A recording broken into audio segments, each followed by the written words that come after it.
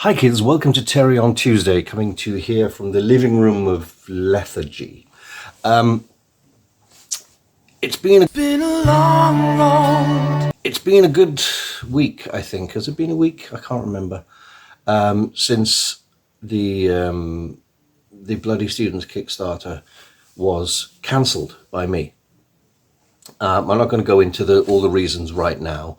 I did a big video on it last week to explain all of that. But put simply, it was becoming obvious that it was way too ambitious and way too big for one person to do. It's not too ambitious for a small crew to do, you know. I had a good handle on it, but there was, you know, for one person doing everything, it's I couldn't handle it all. That's not to say I didn't have offers of help, but offers are one thing, but you've got to back it up with actions, you know. So you know, and people don't have the time, you know, or the same enthusiasm that I've got. The other reason was I kind of noticed more red flags than a flag factory that had run out of green and blue ink.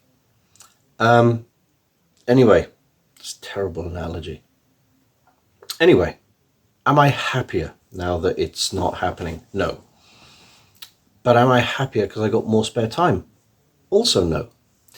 No, I haven't got that much spare time. I'm currently working, my day job, as you know, I'm an illustrator. I'm working on 2 children's books simultaneously. I'm writing 2 novels simultaneously. Why? Because the one informs the other, so it has to be done. And I've got to get things ready for Glaston Selfie, my final outing of the year as Jack Sparrow.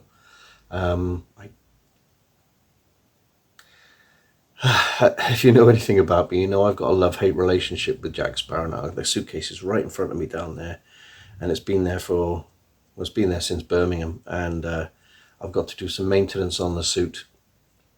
I've got to do some preparation, and hence the giant beard. In a way, I'm looking forward to it. I mean, Glaston Selfie is always a great event. A couple of changes this year, in that I don't drink. So whereas I would spend the evening happily knocking back lots of alcohol, I ain't gonna do that no more. I don't know if I've told you about this actually. Since December last year, now caveat, I have drunk a couple of cans because at Christmas my friend gave me a slab of the long drink, as they call it in Finland. It's the Finnish national drink, basically, which is a gin and grapefruit kind of thing, and it's great. Now, I wasn't going to throw that in the bin because that's not cheap. So I have drunk those, but what I really mean is going out on the lash, getting drunk. I haven't touched alcohol since then, really, if you don't count those drinks. I haven't been down the pub for a few pints, you know. Because there comes a time, you'll see. Look, I can do Rolly Birkin here. Cairo, and see lady, Cardiff Jack Sparrow. Like that. Do it. Kept the receipt. Analogous to the Gulf of Sweden. Sorry, I'll stop it. He's the best character ever. No, so there comes a time in a young man's life that he realizes he's not a young man anymore. And when I was young, you know, you could have a night on the lash, go to bed at 3 a.m. and be fine for your day job the next day, maybe feel a little bit groggy. And as time moves on, you have a proper hangover, which means you've got to spend all day lying on the sofa, getting the sweats. And it can only be cured by lots of water and extra sleep and probably a fry-up breakfast. And then you get into your sort of middle age and the hangovers last 2 days. And back in December last year, I had a hangover that lasted 3 days. I kid you not. That's not because I drank any more than I normally would, but I don't want to feel rotten for 3 days. I don't want to be taken away from the stuff I have to do for 3 days. I'm fairly sure that alcohol has killed quite a lot of my brain cells, and there was only about 4 to start with, so like that. All of my shoulder. So yeah, as you can tell, I'm not my usual self. It's weird, the fact that I've worked for nearly 3 years on bloody students, and it's currently, how should we say, frozen on the shelf. It's not dead. It's not like, oh, I'm not doing that anymore. There are irons in the fire, so to speak, regarding that. But it does feel like a breakup with something that I was, very focused on.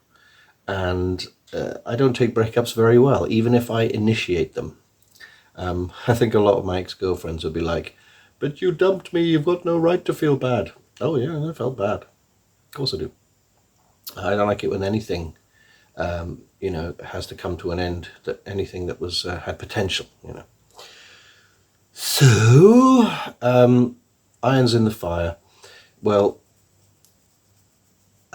one of the books is the novelization of Bloody Students, which we're going to see what we can do to get that out as a novelized version. Ideally, I think, apart from a live action movie, the best format, or what's the word? Not genre. Best medium for Bloody Students would be a graphic novel. You're probably watching this going, well, draw it then. It's not that easy. It'll take me a week to do a page, and I don't have that time to do it. If someone's willing to go out there and draw it for me, let's talk. But you'd have to be good, very good. And very good people don't work for, 50% of a possible slice of the pie down the line. It doesn't happen like that. So a graphic novel would be great, but it ain't going to happen. So I'm going to novelize it, and we're going to put in QR codes where there's like links to other stuff. So you could be reading the book and also there's a QR code. You go, oh, click on that. That's what they should have done with Hitchhikers, shouldn't they? Had all the animated segments of the book and have QR codes where you click on it and it'll just tell you all about the Babelfish or Zephyr Beeblebrox and all of that. We miss Douglas Adams. So there's that. Like I say, my day job is children's books. I'm looking forward to Glaston Selfie, but I want to get Jack Sparrow out the way, sort the costume out, fold it nicely in the case, and not see it for a long time, possibly another year. I have I have lost a lot of interest in a lot of things recently. I think maybe it's old age. I don't want to go out drinking anymore. That's probably a good thing. I don't really want to do cosplay anymore. I know I had all these ideas and plans, and if somebody turned up with a Dalek and said, have that, then I'd do a couple of conventions as a Dalek. But do I want to put the money and time into building one like I tried a few years ago? No. You may remember I started building Skeletor with the mask and the hood and stuff, and I just lost my mojo for all of that. I went to a couple of conventions with my friends recently, and I had a goodish enough time, but I did find my mind wandering away going, why are you doing this? A lot of conventions now have evolved with the rise in popularity of anime and gaming. So most conventions are merchandise, big shops selling merch with anime and gaming characters in. There are still, yes, I'm not saying it's all that, but there are a few, Star Wars and Marvel type superheroes and Batmans and all that kind of stuff. But the vast majority of people are anime and gaming fans. I got nothing against anime and gaming people, but I don't play games and I don't watch anime, so I don't know who the heck half of these people are. Plus, I'm at a certain age, I feel one foot in the grave, where basically I'm wandering around in a costume, whether it's Jack Sparrow or recently it was Hunter S. Thompson or my Mandalorian, and I feel like a pensioner in a kid's disco. It's like, it's not my vibe. It's not my thing. I don't want to be seen as Uncle Disgusting either. So it may be time. I mean, I've got a friend who's a cosplayer who's saying the exact same thing. He's like, what is the point of this now at a certain age? And he's right. Well, if he's not right, then I'm not right. But at least I sympathize with him. And you kind of go, yeah, maybe time to hang up the old costumes. I don't mind going to cons as a punter, just to wander around and be invisible. But by the same time, it's like yin yang, right? Yin yang, you got in every bad thing, you got a little bit of good, and every good thing, you got a little bit of bad. Well, when you go to a convention in your civvies, a little bit of you says, "No, I wish I had a costume on." But if you go in a costume, a little bit of you goes, "I wish I wasn't wearing this costume." So it's like that. It's a yin yang of cosplay. Right.